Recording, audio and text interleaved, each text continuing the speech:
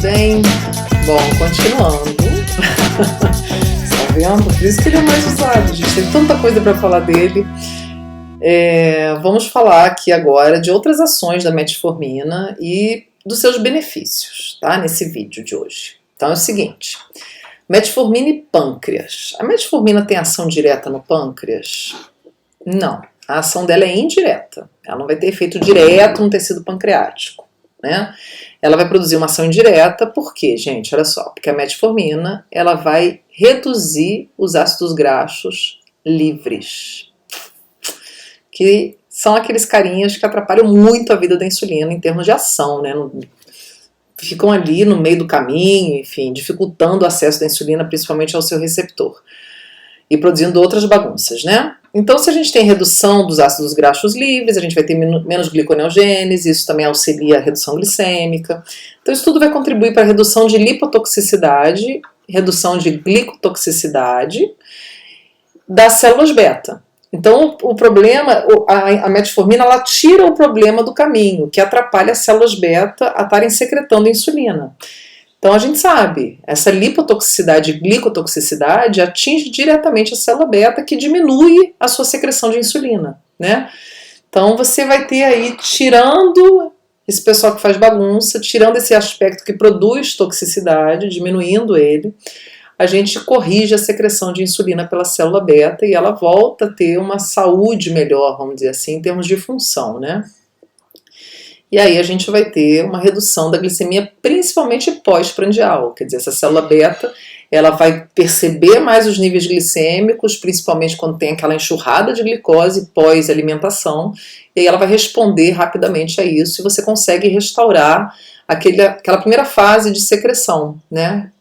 Tão importante que a gente já falou dela, da glicemia pós-prandial, a primeira fase de secreção da insulina, tá? Então a gente tem essa correção graças a efeitos indiretos, então é uma ação indireta. Ela diminui o ácido graxo livre circulante e isso vai melhorar a ação da célula beta. A célula beta vai ficar muito feliz porque ela vai perceber melhor a glicose e vai conseguir secretar. Elas vão ter uma sobrevida melhor, né? Porque essa toxicidade lipo e glico produz morte das células beta, né? Pode produzir morte dessas células, tá? Bom, no intestino, gente, então a metformina no intestino, a gente sabe, é um medicamento administrado por via oral, então vai chegar no estômago, depois vai percorrer os tubos intestinais todinhos aqui, e ela vai ter um efeito local, então quase com um efeito tópico, né? Então, além dela ser absorvida, ela já começa a agir já no tubo intestinal. Ela diminui a absorção de glicose intestinal, tá? Então a metformina lá, acumulada no intestino, né, quando o indivíduo ingere, a gente vai ter ela lá localmente, quase que a administração, efeito tópico, vamos dizer assim, né, porque é no tubo digestivo onde ela entrou, lá ela já produz efeito, ela vai diminuir a absorção de glicose intestinal.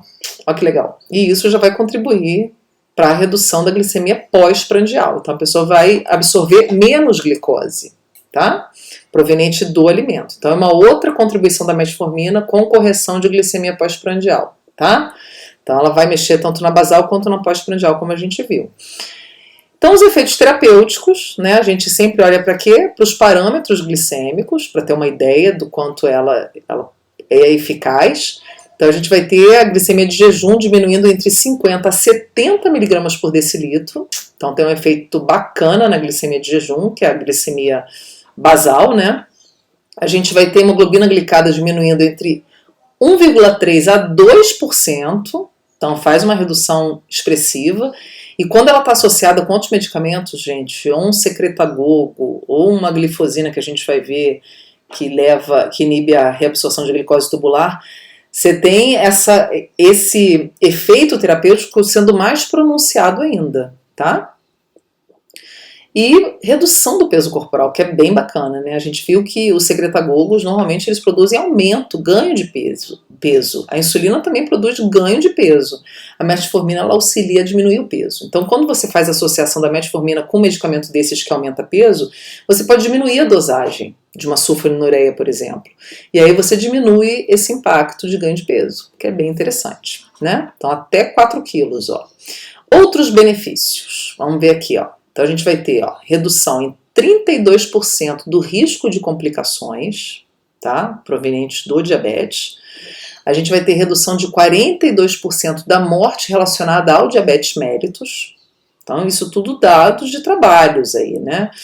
A gente vai ter redução em 39% do risco de infarto agudo do miocárdio, que a gente sabe é uma complicação macrovascular do diabetes. Então, os indivíduos que usam metformina, eles infartam menos. Existem vários trabalhos que buscam mostrar o efeito cardioprotetor da metformina, tá? A gente vai ter redução dos lipídios circulantes. Então, a gente vai ter redução de triglicerídeo e LDL, né, que é bem interessante. Faltou um Nzinho aqui, ó, um erro de grafia, desculpa, circulantes. Então a gente vai ter redução de triglicerídeo, LDL, e isso vai ser muito importante, gente, porque a gente vai ter um efeito anti-ateroma, né? Então vai reduzir a formação de placa de ateroma, o que é bacana, e aí você diminui justamente complicações, por exemplo, macrovasculares como IAM, né? Melhora o que? Perfusão sanguínea, tá? E aí você diminui também complicações o que? Microvasculares, tá ok? Bom, a gente vai ter redução da PEG. O que é a PEG? Produção endógena de glicose. Então vai ficar diminuída também. E a gente tem um aumento da captação de glicose. Então a gente sabe que esses dois efeitos aí vão melhorar a glicemia, né? Glicemia basal e glicemia pós-prandial, né? Além disso, gente, a gente tem efeitos de redução de hipercoagulabilidade, né, que leva à formação eventualmente de trombos. Então ela vai produzir um efeito antitrombótico e antiagregante plaquetário. Então a metformina ela inibe um fator chamado fator de William-Brand, que é um fator que é expresso no endotélio, que mobiliza a plaqueta e permite adesão plaquetária. Então ele tem um efeito anti-adesão e agregação plaquetária. Então aí você não tem ativação de plaqueta. Quando ela é ativada, ela libera o tromboxana 2, que faz com que mais plaquetas se aderem, formando agregado, enfim. Então ela é antiagregante plaquetário. Ela vai reduzir uma molécula, um fator, que é um fator protrombótico, que é o inibidor do ativador do plasminogênio. O plasminogênio é um componente, né, que leva à formação da plasmina, que é fibrinolítico. Então, o pai, ele é antifibrinolítico, ou seja, protrombótico. Ele leva à formação dos trombos, ele inibe a fibrinólise. Então, você tem redução desse fator que inibe a fibrinólise e tem aumento do fator que ativa a fibrinólise, tá? Que é o ativador do plasminogênio tecidual. Tá ok? Que é liberado pelo endotélio. Então ele estimula a liberação desse fator, estimulando a formação a conversão do plasminogênio em plasmina, tá, gente?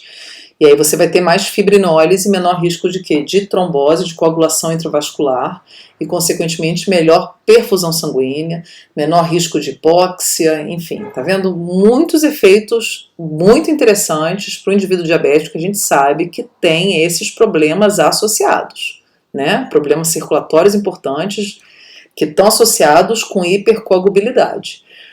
E você tem a melhora da secreção da insulina, né? Essa melhora da secreção da insulina deve-se à redução dos ácidos graxos livres e à melhora glicêmica, que daí você não vai ter nem lipotoxicidade nem glicotoxicidade, e também porque você tem aí um efeito, parece, associado com o aumento da atividade de GLP-1. Parece que a metformina, ela diminui a velocidade de degradação do GLP-1. Lembra do GLP-1? É uma incretina, né, um hormônio liberado dos enterócitos intestinais, que aumenta a sensibilidade dos tecidos à insulina. A gente comentou, a gente vai falar mais deles, a gente vai falar dos medicamentos que são análogos do GLP-1, quer dizer, que imitam eles, e vamos falar dos inibidores da enzima que degrada o GLP-1 natural da gente, que também são usados como terapêuticos, né, ferramentas terapêuticas no diabetes. Tá, gente? Então a gente vai ter essa melhora de secreção da insulina, que é um efeito indireto, como a gente viu, tanto através de GLP-1, como também diminuindo a toxicidade das células beta, deixando o ambiente mais saudável para elas. Então, vários efeitos interessantes, por isso que esses medicamentos são tão utilizados. Tá bom, gente? Então, no próximo vídeo, a gente vai falar das contraindicações, a gente vai falar do lado negativo que eles podem apresentar. Então a gente se vê.